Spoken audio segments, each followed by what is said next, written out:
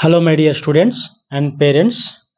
JEE Mains 2025 exam రాసిన వాళ్ళకి ఒక అదృష్టం అనుకోవాలి ఇది.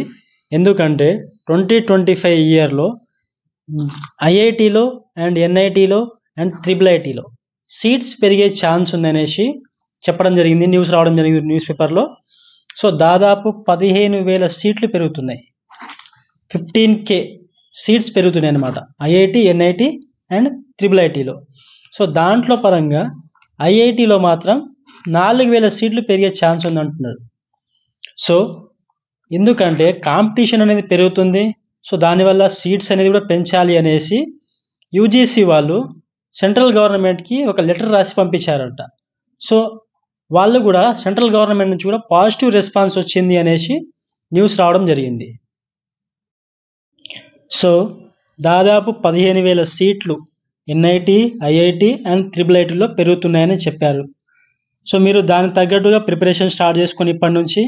అలాగే ప్రతి స్టూడెంట్స్ టాప్ ఐఐటిలో ఫస్ట్ మనకు ప్రిఫరెన్స్ వచ్చేసి టాప్ ఐఐటి బాంబేలో సిఎస్సి గ్రూప్స్ ఇస్తున్నారంట.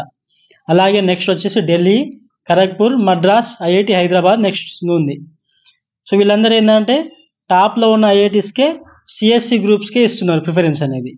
సో అలాగే మనకు 4,000 సీట్లు అనేది దేంట్లో పెరుగుతున్నాయని చెప్పారంటే artificial intelligence, machine learning, data science.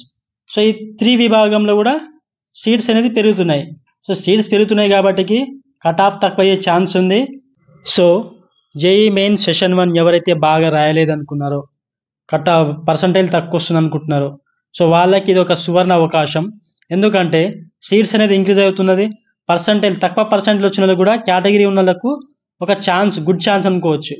So ఈ సెషన్ 2కి ఏప్రిల్ సెషన్కి మంచిగా ప్రిపేర్ అవ్వండి, మంచిగా రాయండి ఎగ్జామ్. ఈ వీడియో మీకు నచ్చితే నా ఛానల్ని సబ్స్క్రైబ్ చేయండి, షేర్ చేయండి. Thank you.